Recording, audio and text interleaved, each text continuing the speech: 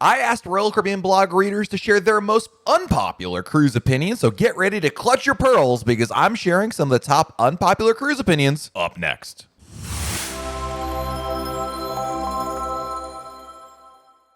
Hey everyone, it's Matt from RoyalCaribbeanblog.com, and it's time to get real in here with some unpopular opinions about going on a Royal Caribbean cruise.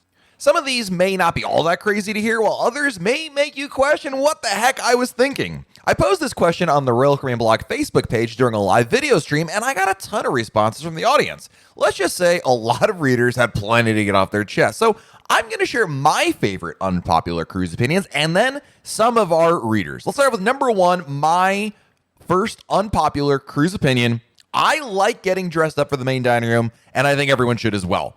You know, these days, getting dressed up, when I say getting dressed up, putting on a suit, putting on, I guess, a dress for ladies as well, getting dressed up essentially is a rare occurrence. I mean, other than weddings and funerals, when else you really get dressed up? And in both those cases, it's about somebody else. Now, granted, I don't get dressed up for work, so I know there are some people who have to wear suits and formal wear during, the regular course of the day, but I like getting dressed up. Number one, it makes me feel good. Number two, it's great for family photos and making memories. And number three, it's a little special. Listen, I get that change is inevitable and that with cruising, there's always going to be a certain level of change. Things are not going to be exactly the same as they were decades ago when cruising began. However, I do think some of the traditions of the old days of cruising aren't all that bad, including getting dressed up for the main dining room. Now, listen, you don't have to wear a tuxedo. I'm not advocating that this look like a scene out of Titanic or be representative of a high school prom. I just think that wearing a shirt and tie and a suit jacket and having ladies wear something equally nice is not a bad thing. I think it's a nice thing to do. It's only for a couple hours in the evening in the dining room. I like it. I think it adds to the ambiance of the overall experience. And like I said, for photos, well worth it.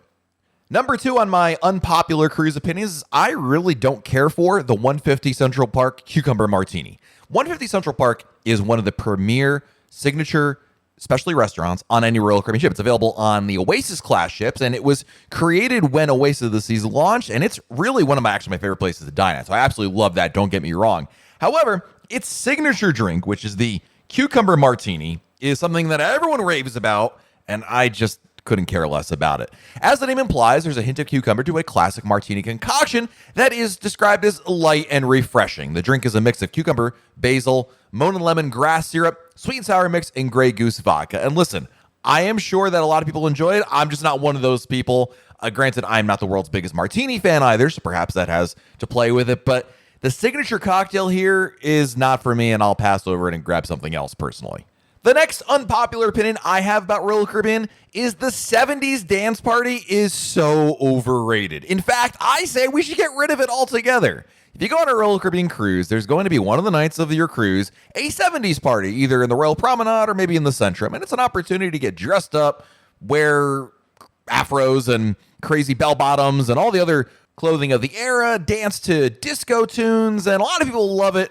I think it's, number one, way overrated. Number two, it's due for a replacement. I think dance parties in and of themselves are not my favorite thing in the whole wide world. I think they're a little overplayed out. I think that there's a lot of dance parties to begin with. You've got the sailaway party on the pool deck, which again, I could leave or take. You've got the 70s dance party. There's other usually dance parties on longer sailings as well. But the 70s one, I just don't need to hear YMCA any more times. And I certainly don't need to dance a Disco Inferno any more times. For me, this is an event that had its time. Nothing wrong with that. But at this point, we should move on to a new decade. Whether it's the 80s or even the 90s. Yes, I am showing my age here.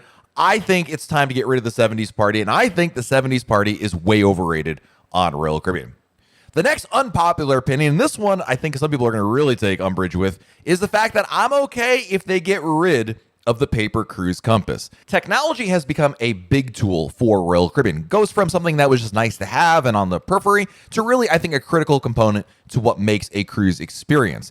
With all the new advances with mobile app technology and whatnot, the paper cruise compass seems like it's a relic of a past age. I mean, there is a need for a list of daily activities, no question about it, but printing it out on paper, distributing it to guests every single day across every single ship seems a little wasteful and also a little antiquated because, of course, what's the best way to let guests know of changes to schedules and even add new things, and that is a digital cruise compass. Number one, a digital cruise compass already exists in the Royal Caribbean app, so this is not a feature that Royal Caribbean has to develop. It just simply needs to expand the app to every ship in the fleet, number one. Number two, by having a digital compass, it allows Royal Caribbean to update the schedule in case there's a situation like when it rains. It really wreaks havoc on the schedule of events because a lot of events are based on outdoors, and if they have to change things around, having a digital compass makes it a whole lot easier. In addition, something else I love about Digital Compass is the ability to be notified of an event. If you're anything like me, you like looking over the day's events coming up and,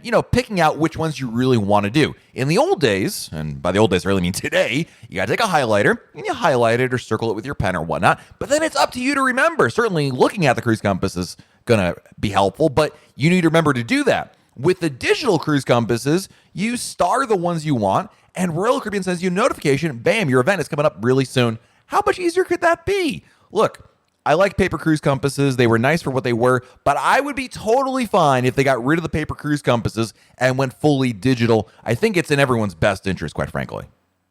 And speaking of technology, I think using your phone on a cruise is awesome. There is a major debate in the cruise fan community about the role of technology and using your phones. And there's a lot of people who seem to think that using your phone on a cruise is akin to basically doing your day job on the cruise. But I think using your phone on a cruise is fantastic. Number one, it's so versatile. You can use it for so many things. You can read a book, which is a very popular cruise activity. You can take photos. You can chat with others on board, which is super helpful when you're on a cruise with family and friends and want to coordinate what's going on. You can share those photos you took earlier with friends and family to convince them to go on a cruise coming up. But your phone is not the enemy, unless, of course, you are doing work. Then that's up to you. That's on you. You should tell your boss, listen, I'm on vacation, dude. I'll be back later. But using your phone inherently is not a bad thing. I think having it on you is fantastic. I think it only enhances your vacation. Again, having a camera is always something people look for. And what better camera these days than really a phone camera, an iPhone, an Android, whatever you prefer.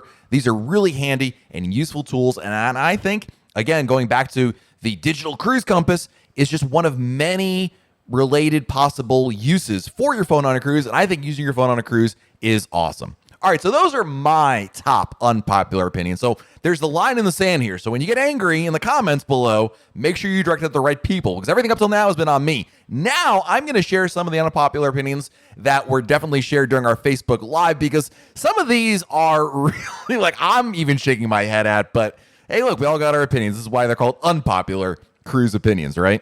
First up, we have Frankie DiRico, who writes, my unpopular opinion is on a cruise, I get more excited about the ship than the destination. I find more excitement exploring the ship than going to the beaches on the islands. And I think a lot of people actually maybe lean in that direction, especially Royal Caribbean cruise fans, because after all, Royal Caribbean designs its cruise ships about really being a destination in and of themselves. And certainly the places you visit are amazing. It's a big part, I think, of what draws people to cruising.